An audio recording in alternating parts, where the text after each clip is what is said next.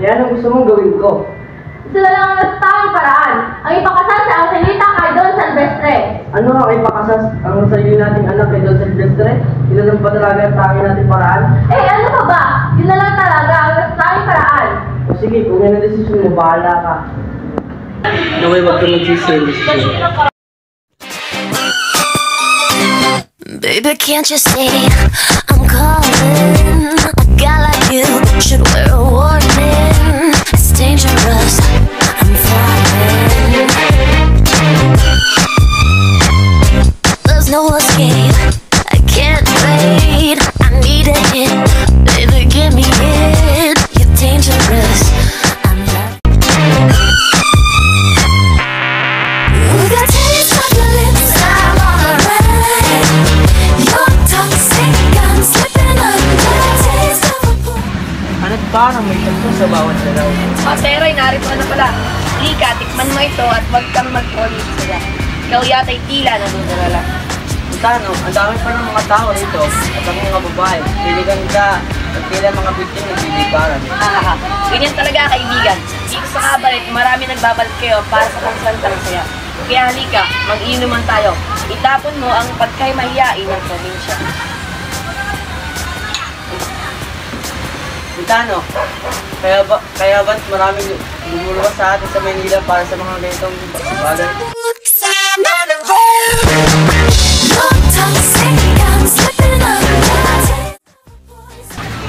Tano, nakikita mo ba yun? Sa gandang babae. Naku, tinamaan ka na naman. Sino ba itong tinutukoy mo? Siya si Juanita, sa gandang babae. Ah, si Juanita pala. Marami nang nahulog sa kanya. Ngunit mag-ingat ka dahil mahirap pulihin ang sa Juanita. Pero paano, Tano? Paano ko siya makikilala? Tila nahuhulog ka na talaga, pero ngunit alalahanin mo, di madaling kunin ang isang Juanita. Gumiti siya, Tano. Tila ba ako'y nakita niya? Ano, tignan mo. Ano ito ba yung sakasikat dyan? Tigilan nyo nga siya. Ba't nyo ba kami pinagtatawanan? Ngayon ba tingin nyo sa akin ganito lamang? Kami inyong uuyamin at papalibasain. That's true. Ako siya sa akin, dadalhin niya ako sa Amerika at papakasalan. Siya ang ahako sa akin sa kahirapan. Umalis na nga kayo dito. Aling Petra. Anong aling Petra? Doña Petra. O sige, Doña Petra. Kung Doña Petra, wag mo nang sabihin kay Captain dyan ang nangyari. Nakakahiya. Pagkaloko-loko tong si Tano, pagpasensyahan nyo na lang. Ano mo yung ginawa mo, Tano? Nagpagalitan tuloy tayo ni Aling Petra ng Makulada. Ikaw nga naman kasi. Ay, gandang bulaklak. So gorgeous. Oh, ikaw pala ang captain dyan. Hindi ko inaasahan ang iyong pagdating sa aming bayan. I just came here earlier because I love meeting with you. Kaya pala, ngayon alam ko na kung bakit ka naparito.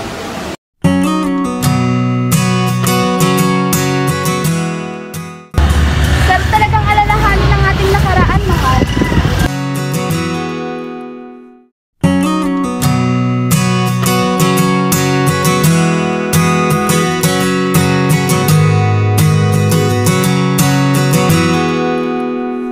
My eyes are no good, blind without her. The way she moves, I never doubt her. O Ciprian, ilan na iyong nahuling palaka? Parang nakita ko si Angelita doon kanina. Ako rin, parang nakita ko din. Parang kasama niya si Don Silvestre. Eh, talaga? Andiyan na pa si Angelita? Oo, narinig ko. Kikitain niyo daw si Don Silvestre ang isang matandang sulero. Lahat ay masaya. Tanging ako lamang ay nagsakbido sa lungkot. Kay hirap pala umibig o Angelita. Nababaliw na ata ang lalaki ito. Nagtatalita ng walang kausap. Oh yes, Cipriano. Nangyayari bang hindi pang kadiwan sa buhay mo?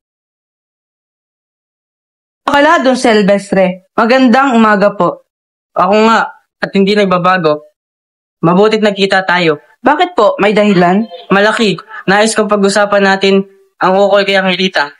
Inano kayo ni Angelita? Ngayon mo malalaman. Hinihiling ko sa iyo na huwag mo nang ipagpatuloy ang balak mong si Angelita ay siyuhin. Don Silvestre, tila mahirap para sa akin ang hinihiling na si Angelita ay limutin sapagkat ito'y kakamatay ko. Haha, Cipriano. Talagang bata ka pa. Dapat mong matalos na ang mga magulang na Angelita ang siyang nagpusiging maging asawa ko ang kanilang anak. At dapat mo ring malaman na ang mga magulang ng Hilitay may utang sa akin 2,000 pito na lituboy hindi nahuhulugan. Nalalaman po ba ni Angelita ang pagkautang na yun? Eh ano sa akin kung malaman niya man o hindi. Si Angelita ay magiging akin sa ayaw mo man o sa ibigin. Bukod pa dyan, libo-libo na ang nagagasta ko sa kandidatura ng Angelita bilang reyna ng bagay. Kahit wala siyang kawala sa lahat ng kanyang pagkakautang, may tubo pang maasahan kaya tiyak na ako ang mapapangsawa niya. Kayo? Kayo ang maging asawa ni Angelita? Nakakatawa. Mabutit natawa ka, Cipriano. Buen sa lubyen. Sa palagay mo ba kung may ibig ka niyang Hilitay, mapapaligaya mo siya? Diyan kayo nagkakamali, Don Silvestre. Ang pusong nagmamahalan na hindi nakukuha sa kahirapan o kaligayahan. Malaki sumpong ito. Di ba ba sapat ang isang babaeng umiibig na lalaking kanyang minamahal? Cipriano, Cipria. Dapat mong malaman na ang salawin kayo ni Kayuro. Ang pag-aasawa yung Gibiro, hindi ka nito susubot, iluluwa, pagkapasok. Weh, Ito po yung noong araw. Ngunit ngayon ay wala nang susubo, kain na lang ng kain. At bukod dyan, ay magtapos na ako ng abogasya, mabibigyan ko siya ng marangal na kinabukasan. Hindi naman marahil nabubuton sa Angelita sa akin. Cipriano, hindi sasapat na mapakain mo ng 3 beses sa isang araw ang isang dalaga. Tandaan mong abogado ka man ay luluwa ka rin. Kahit huwag ka nang mangarap ng katanghalian tapat. Don Silvestre, kung banig ang ibig niyong sabihin, kayo ang nangarap at hindi ako.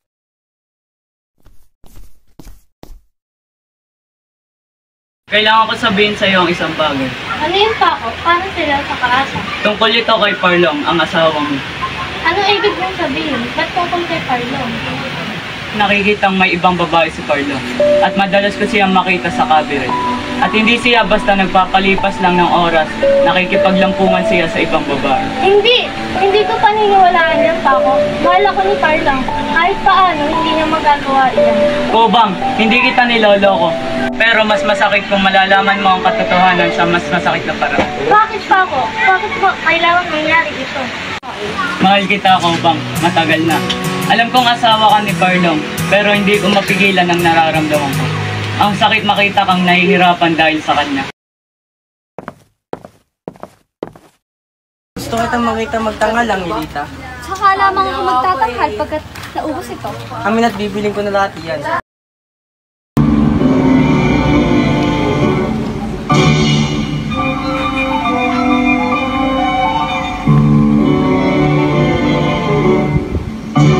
Isang dalagang nasa ng tubig, tinis ng harnagay hubuksan natin. Ano at pagkakay biglang lumapit, ang isang binatang makisig. Wika ng dalagay nagkakagalaw, tugon ng lalaki ako'y hawaan. Sagot ng babae huwag kang mawisip, sagot ng binata ako'y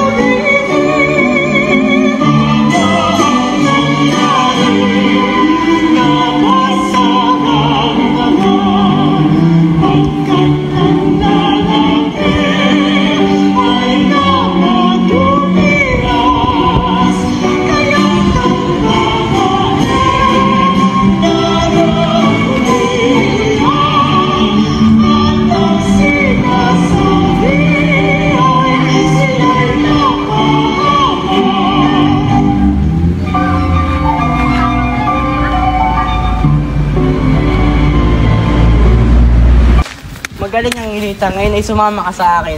Hoy, Don Silvestre, hindi ko hayaang bawi mo sa kasi Angelita. Ano ba problema mo? Bakit hindi naman kita ka na? Mahal ko, Angelita. Ano ba talaga ang nararamdaman mo para sa akin?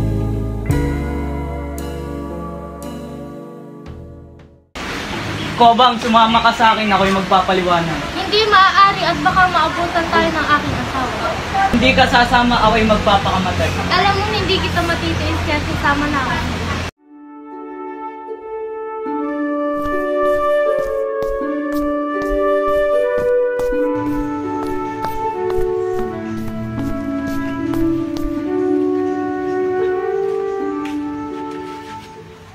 Hoy!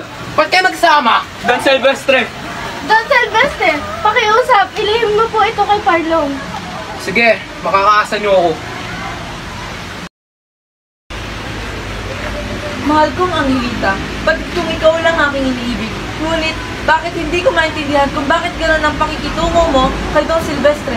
Ano bang sinasabi mo? Tila nawawalan ka na ng tiwala sa akin, Cipriano. Batid mong ikaw lamang ang aking iniibig. Tila, iba ang sinasabi mo ngayon sa kinikilos mong pagkaharap mo si Don Silvestre. Cipriano! Kobang, ano tong napapalitan ko nakikipagkita ka daw sa ibang lalaki? Nasisiraan ka na ba ng bait? Ikaw ang nasisiraan ng bait. Sa ating dalawa, ikaw ang naglako. Parlong, wag! Di ko inaasang gagawin mo to sa akin, Parlong.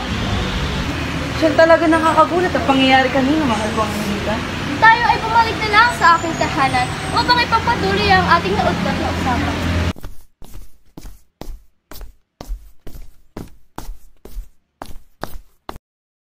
Aking mahal, hindi ko iniibig si Don Silvestre. Aaminin ko, tila'y napakabait sa akin ni Don Silvestre. Ngunit hindi ko siya iniibig, Cipriano. Lahat ng aking pagmamahal ay nasa iyo lamang. Ikaw lang ang handa kong kapakasalan na lalaki.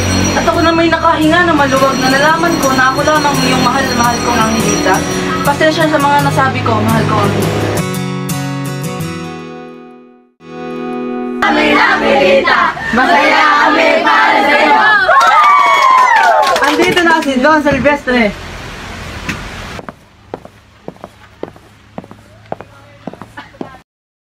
Angelita, ginawa kita ng piling para lang sa iyo. At tingnan mo, nandito lahat ng mahalagang taon na nasa buhay mo. Hindi kayong pwede pumasok dito. Bakit naman? Dahil yan ang tinanong sa akin, kaya ako mas mahal. Matina, ba't malungkot yun yung sikila? Siguro naman ay matutuwa ka kapag narinig mo balitang ito. Pumasa ka sa pagsusulit ng abogansya at ikaw ay tinuturing kang bilang isang abogado. Sapagkat wala nang saysay ang aking buhay dahil wala na si Angelita.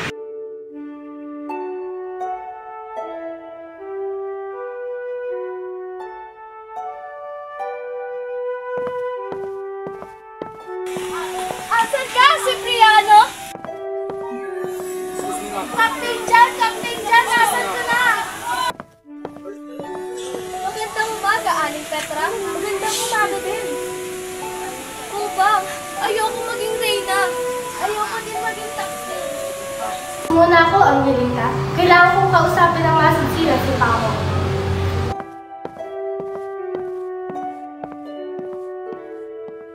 Ako din, Angelita. Hahanapin ko si Captain John.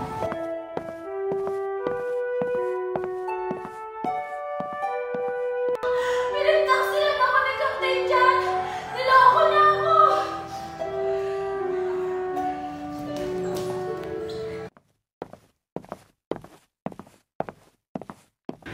Inay, itay, naipagtatapag po kami sa inyo ni Cipriano. Matagal na po kaming kasal at nagtanan po kami kanina. Walang iya ka, Angelita! Dapat kay Don Silvestre kay kakasal, hindi kay Cipriano!